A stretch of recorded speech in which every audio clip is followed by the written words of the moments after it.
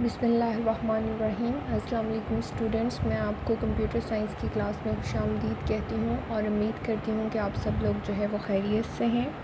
आइए अपनी आज की क्लास का बाकायदा आगाज़ करते हैं। आज का आपका जो फर्स्ट क्वेश्चन है, how the table relations are formed up in database management system. Database management system के अंदर किस तरह से टेबल या रिलेशन बनाए जाते हैं। अब टेबल के साथ और रिलेशन आया है, इट मीन्स कि हम टेबल को रिलेशन भी कह सकते हैं। टेबल जो है डेटाबेस का इम्पॉर्टेंट पार्ट है, इम्पॉर्टेंट एलिमेंट है, क्योंकि हम टेबल के अंदर जो है वो डेटा स्टोर करते हैं। टेबल के अंदर हम एंटिटी से रिलेटेड डेटा जो है स्टोर करते हैं। अ टेबल और relation is use to store information about an entity. अब एंटिटी क्या है? Entity is anything about which information is stored in a database. यानी एंटिटी कोई पर्सन हो सकता है, प्लेस हो सकता है, प्लेस हो सकती है, इवेंट हो सकता है, जिससे मुतल्लिक हम इंफॉर्मेशन जो है वो डेटाबेस में स्टोर करना चाहते हैं। जैसे हम स्टूडेंट के लिए डेटाबेस बनाना चाहते हैं तो स्टूडेंट उसमें क्या होगी? एंटिटी। इसी तरह से टीचर भी उसमें एंटिटी होगा। यानी एंटिटी में हैव मैनी एट्रीब्यूट।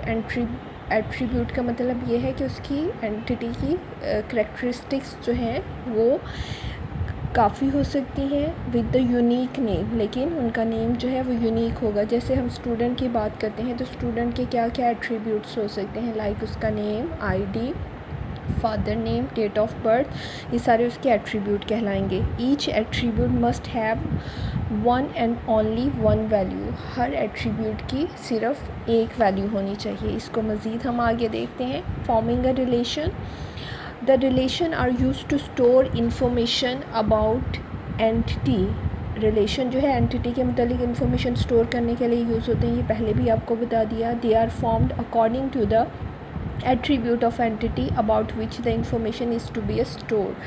ये एंटिटी के एट्रीब्यूट के अकॉर्डिंगली बनाए जाते हैं, यानी एंटिटी के जितने एट्रीब्यूट्स होते हैं वो टेबल के कॉलम्स बन जाते हैं। Suppose that the student information system has the following entities. अभी मैंने स्टूडेंट इंफॉर्मेशन सिस्टम की बात की थी, तो यहाँ पे भी आपकी बुक के अंदर वही एग्जांपल दी हुई है। यानी आप स्टूडेंट इंफॉर्मेशन सिस्टम बनाना चाहते हैं तो उसके अंदर कौन कौन सी एंटिटीज़ होंगी। सबसे पहले आप उसकी एंटिटीज़ जो है वो फाइंड आउट करते हैं, तो इसमें स्टूडेंट है, टीचर है, course list, scholarship, time table. इसके अलावा भी एंटिटीज़ हो सकती हैं, लेकिन ये मेन उसकी एंटिटीज़ जो हैं यहाँ पे लिख दी गई हैं।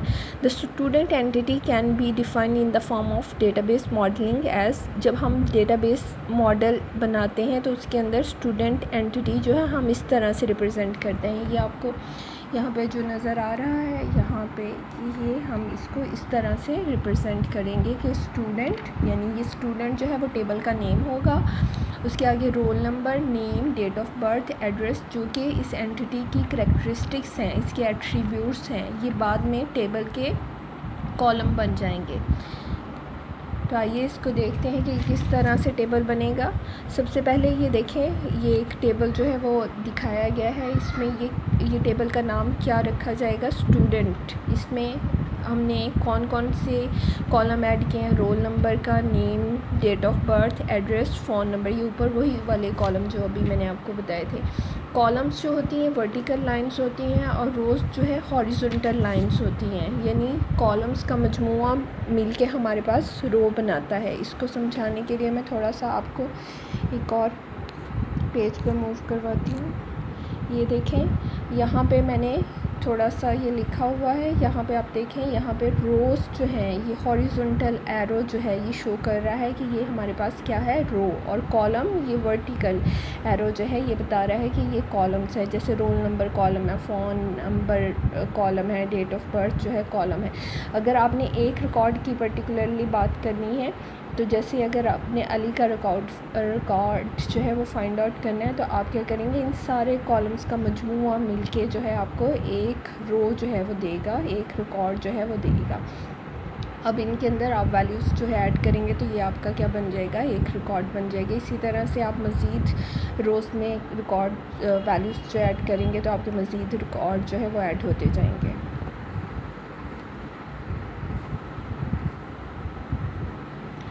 अच्छा, तो यहाँ पे हम जब इनके अंदर अकॉर्डिंगली वैल्यूज़ जो है वो ऐड कर सकते हैं, रोल नंबर, नेम और डेट ऑफ बर्थ। अब ये स्टूडेंट जो था वो इंडिकेट कर रहा था name of entity, the field in the parenthesis के अंदर जो फील्ड थी, यानी ब्रैकेट के अंदर जो फील्ड्स थी वो क्या बन गई, टेबल के कॉलम बन गए।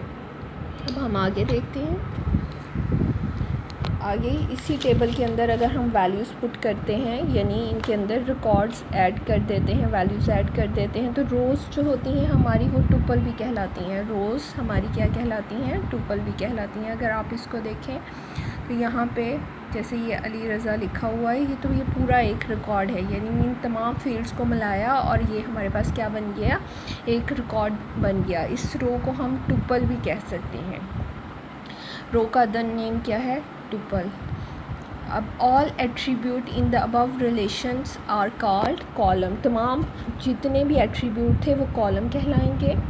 All occurrences of the records are known as a rows, जितने भी रिकॉर्ड्स हैं वो तमाम रोज़ कहलाएंगी। The rows are also known as a tuple, row को टुपल भी कहा जाता है। द फॉलोइंग टेबल और relation can be constructed as a part of database by using the student entity. Student entity के अकॉर्डिंगली हमने क्या बनाया है, टेबल बनाया है, यानी इस टेबल का नेम अब क्या होगा, स्टूडेंट होगा। उसके बाद हम देखते हैं कि हमारे पास नेक्स्ट क्या है। नेक्स्ट हमारा क्वेश्चन है write down the properties of relation in detail. कहते हैं कि रिलेशन की प्रॉपर्टीज़, यानी टेबल की प्रॉपर्टीज़ जो हैं वो डिटेल में लिखें। तो टेबल की क्या क्या कैरेक्टरिस्टिक्स हैं, क्या उसकी प्रॉपर्टीज़ हैं। नंबर 1 पे है हमारे पास नो डुप्लिकेट रोज़ एग्जिस्ट, यानी एक जैसी दो रोज़ जो हैं वो हमारे पास नहीं होनी चाहिए, आइडेंटिकल नहीं होनी चाहिए, एक जैसी मिलती जुलती। जो जैसे अली रज़ा का रिकॉर्ड है तो वो 2 दफ़ा नहीं होना चाहिए। A table should not have a 2 identical row, it must have a at least 1 column और set of column to uniquely identify each row in a table. Table के अंदर एक कॉलम ऐसा होना चाहिए जिसकी मदद से हम रोज़ को आइडेंटिफाई कर सकें। सच कॉलम और set of column is called a primary की। ऐसा कॉलम जो है वो हमारे पास प्राइमरी की कहलाता है। जैसे अगर अभी यहाँ पीछे हम देखें तो अगर हमने इनमें से रिकॉर्ड्स को फैच करना हो तो हमारे पास यूनिक वैल्यू जो है यहाँ पे ये रोल नंबर, क्योंकि 2 स्टूडेंट का रोल नंबर एक जैसा नहीं हो सकता, नेम तो 2 स्टूडेंट्स का एक जैसा हो सकता है, तो इस वजह से ये हमारे पास यूनिकली आइडेंटिफाई करने के लिए यूज़ होगा रोल नंबर। इसकी मदद से हम तमाम रिकॉर्ड्स को रीड कर सकते हैं, तो इसको प्राइमरी की भी, टेबल की प्राइमरी की भी बोला जाता है। उसके बाद हमारे पास नेक्स्ट है the order of rows is insignificant. इस चीज़ का क्या मतलब है कि रोज़ का ऑर्डर जो है वो इनसिग्निफिकेंट हो सकता है, यानी टेबल के अंदर आप रो जो है वो कहीं पे भी लिख सकते हैं। कोई भी रिकॉर्ड जो है वो आप कहीं पे भी लिख सकते हैं। ये नहीं है कि आपने अगर टेबल के अंदर अली रज़ा का रिकॉर्ड आपने पहले लिखा है तो वो पहले ही फैच होगा, ये ज़रूरी नहीं है। आप उसको कहीं पे भी एडजस्ट कर सकते हैं, इससे कोई फ़र्क नहीं पड़ता। The position of row in a relation is insignificant. A row is not identified by its location in a relation, यानी टेबल के अंदर रो को उसकी लोकेशन से नहीं हम आइडेंटिफाई करते। Rows can be retrieve in any order, rows को किसी भी ऑर्डर में रिट्रीव किया जा सकता है।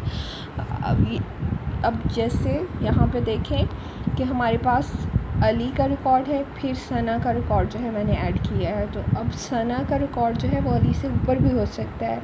अगर आप उसको सना का रिकॉर्ड पहले देखना चाहते हैं तो ये मैटर नहीं करता कि सना का रिकॉर्ड जो है वो कहाँ पे स्टोर है, आप जस्ट उसको प्राइमरी की मदद से यूनिकली आइडेंटिफाई करेंगे, उसको रीड करेंगे, इससे फ़र्क नहीं पड़ता कि वो टेबल के अंदर वो रिकॉर्ड कहाँ पे सेव है। तो यही बात जो है यहाँ पे कही गई है।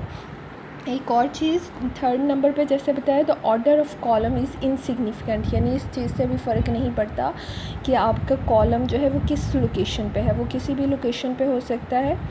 It is reference bye it's name, इसको इसके नेम से हम जो है पहचानते हैं। The column can be retrieve in any order, column को भी किसी भी ऑर्डर में रिट्रीव किया जा सकता है।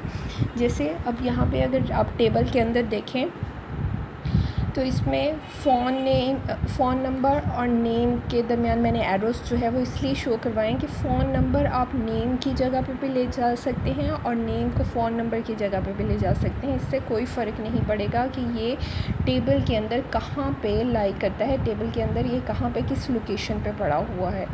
आपने जब भी कोई पर्टिकुलरली कोई क्यूरी देनी है, जैसे आप चाहते हैं कि फ़लाँ स्टूडेंट है उसका रोल नंबर जो देखना, उसका फ़ोन नंबर देखना चाहते हैं, तो ये मैटर नहीं करता कि वो टेबल के अंदर फ़ोन नंबर जो है वो कहाँ पे पड़ा हुआ है। ये क्यूरी पे मैटर करता है कि आपने क्या क्यूरी लगाई है, आप क्या चीज़ जो है वो व्यू करना चाहते हैं। अगर हम इन दोनों कॉलम की लोकेशंस को इंटरचेंज भी कर देते हैं तो उससे कोई फ़र्क नहीं पड़ेगा। उसके बाद हमारे पास है 4th नंबर पे, the column attributes are all elements are atomic. अब इसका क्या मतलब है? An entry at the intersection of each row और column is atomic. Entry at the each intersection of row और कॉलम का क्या मतलब है? इंटरसेक्शन का मतलब ये है कि जहाँ पर रोज़ और कॉलम मिल रहे हैं। जैसे ये हमारे पास एक सेल है, इसके अंदर जो एंट्री है वो एटॉमिक है, यानी एक वैल्यू जो है इसके अंदर ऐड की गई है। तो इसी की बात हो रही थी। उसके बाद a value date can not be divided further, ऐसी वैल्यू जिसको हम मज़ीद आगे डिवाइड ना कर सकें, यानी हमारे पास वो वैल्यू एटॉमिक होनी चाहिए, उसको फर्दर डिवाइड ना किया जा सके। It means that there can only be one value in each attribute of specific row. हर रोज़ के एट्रीब्यूट में एक वैल्यू होगी। इसका क्या मतलब है?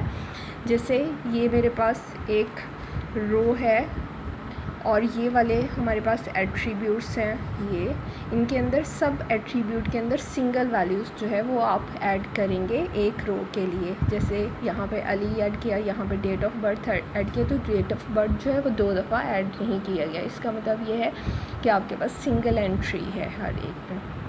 ये हमारे पास जो टेबल की कुछ जो है वो करैक्टरिस्टिक्स थी, उसकी कुछ प्रॉपर्टीज़ थी जिनको हमने डिटेल में डिस्कस कर लिया है। अगर आप लोगों के इससे रिलेटेड कोई क्वेश्चंस हैं, कोई क्यूरीज़ हैं, तो आप लोग मुझसे पूछ सकते हैं नेक्स्ट लेक्चर के लिए। अल्लाह हाफिज़।